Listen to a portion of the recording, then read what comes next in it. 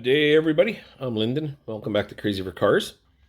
Going to be pulling the old distributor out of Leonard today. It's old, it's worn out. The vacuum advance doesn't work on or nothing. So I have picked up a new distributor for it, and it still points. And I also picked up this Pertronix igniter. It's a electronic ignition conversion to get rid of the points and go over to electronic ignition. So I picked that up.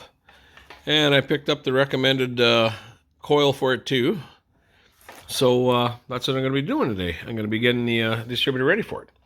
So the first thing they said to do was pull the rotor and cap off, which I did. And the next thing it says is to pull out the old points. So I'm going to get the old points out of here and start on putting the new stuff in. So I got the points and condenser out. I'm going to set them aside. I will keep them in case I ever got to have problems or got to go back to it. And now the next step is to grab this plate here, and it just goes on just like this. So I'm going to put that screw in there and move on. The little screw you needed is in the bag with new stuff, and I figured it was probably a good idea to put some blue Loctite on there, so that's what I'm going to do before I put it back in.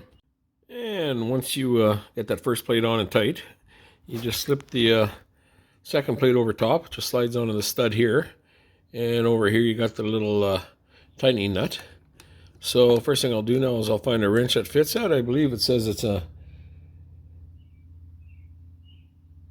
832, whatever the hell that is, I don't know, but I'm going to find a wrench that fits that, and then you got to adjust the gap. So I'm going to do that next. I think they said it's about 30,000.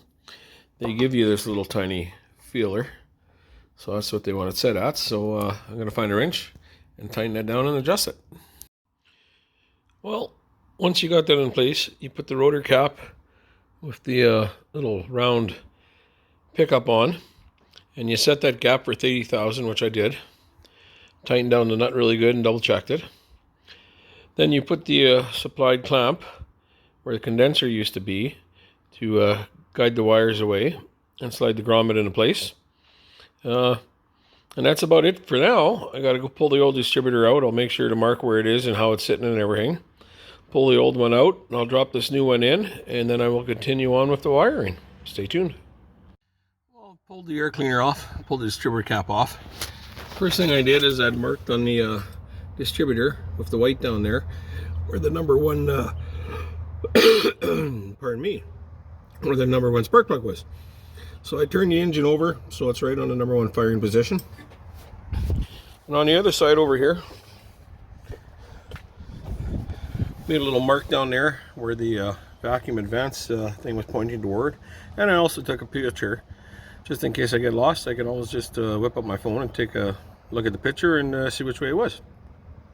So now I'm going to disconnect. Yeah, I can't speak today. I'm going to disconnect a few wires, get that old distributor out, and try and get that new one in place. Well, I got the new distributor dropped in. I put the matching flamethrower coil in. I got it all wired up. For the ballast resistor over there, they say to bypass it. If I'm using a proper coil, just use 12 volts straight. So I got the distributor in about the same location it used to be. I guess the next thing I'll do is see if it starts. Let's give her a try. Here goes the moment of truth. It hasn't been started for a couple of weeks. Well, that ain't too bad. Fired right up.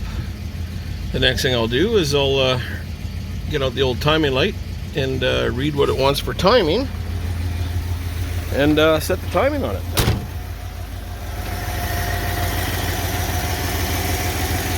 Well, there you go. Let's set the timing.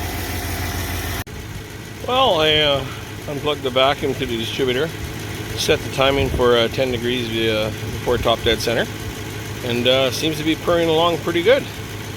So I'll just see how that works for now, and I'll keep you guys updated. Thanks for watching.